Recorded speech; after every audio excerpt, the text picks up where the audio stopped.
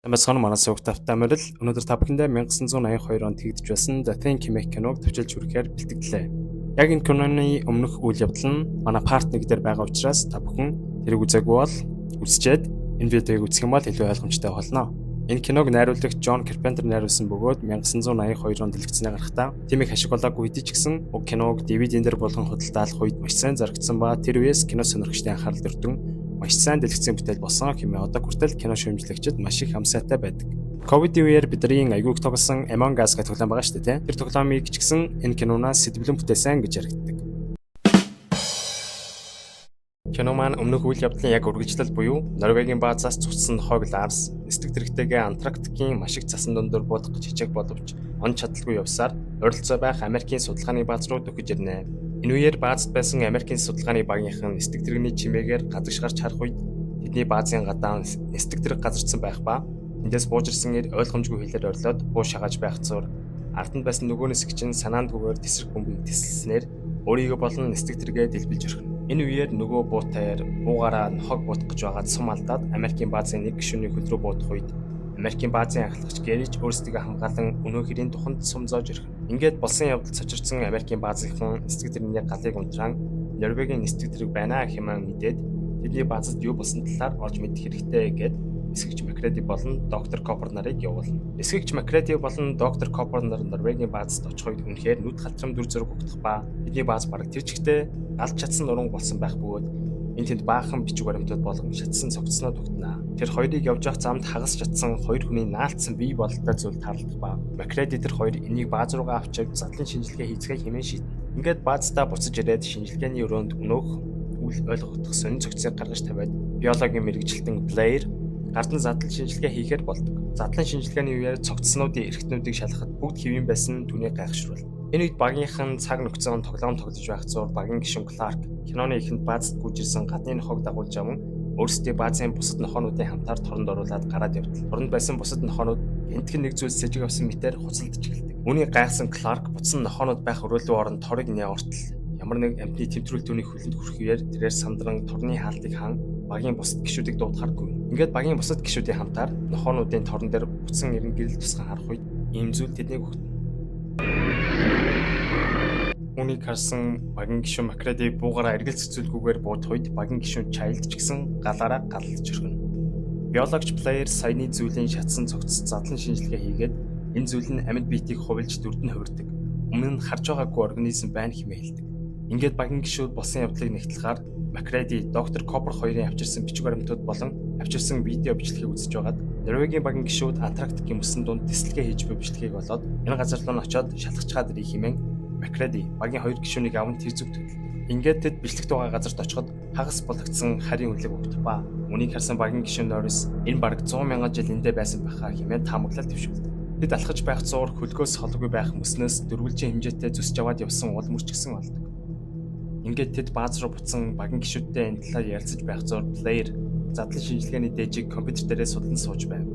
Гэтэл компьютер дээр гарч буй дүгнэлтээр энэ организмаар багийн гишүүд халдварсан байх магадлал 75%. Хэрвээ хүмүүс олноор байдаг их газарт халдварлавал 27 мянган цагийн дотор дэлхийн бүх хүнийг халдварлуулах чадвартай гэсэн дүгнэлт гарлаа.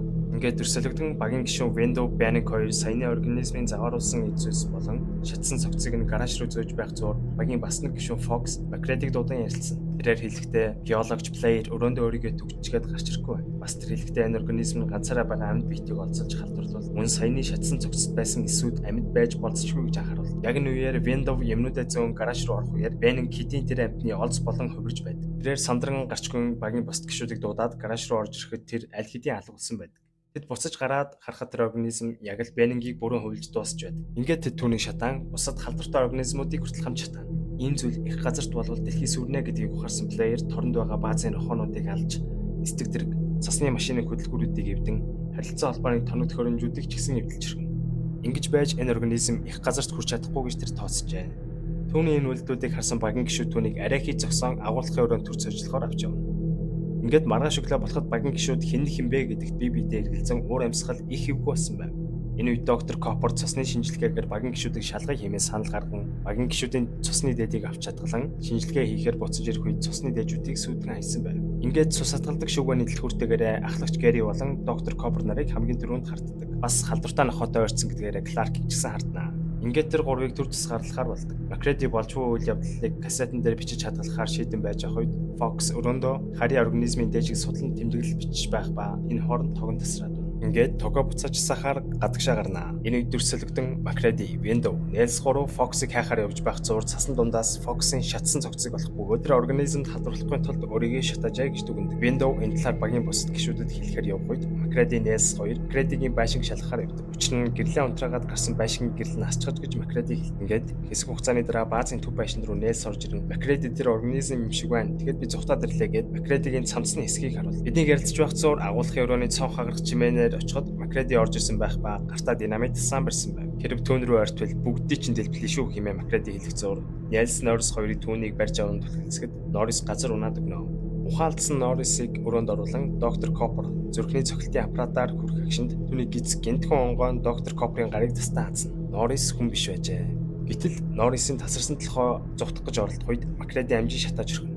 Макреди багийн гишүүдийг хүлж байгаа дахин цусны шинжилгээ авцгаая гэхэд Child түүнтэй зөвлөлтгүйгээр багийн гишүүн Clark Макредиг сэжиглэн яг утгалах гэж байгаад Макредид буудуулж байна. Ингээд тэд Макредигийн хэлснээр өөрсдийгөө санал түлэн цусны дээжээ өгөхөр бол Макреди хэлэхдээ цусны дээжүүдийг улаацсан төмрөөр төлж үзье. Харийн организм байвал хариу үйлдэл үзүүлнэ гэж бусдад хэлээд шинжилгээгээ эхлэв. Windows бас сая бодулсан Clark-ийн цусыг төмөр утсаар түлхэд хэвэн байв. Тэр бол хүмүүс гэсэн үг.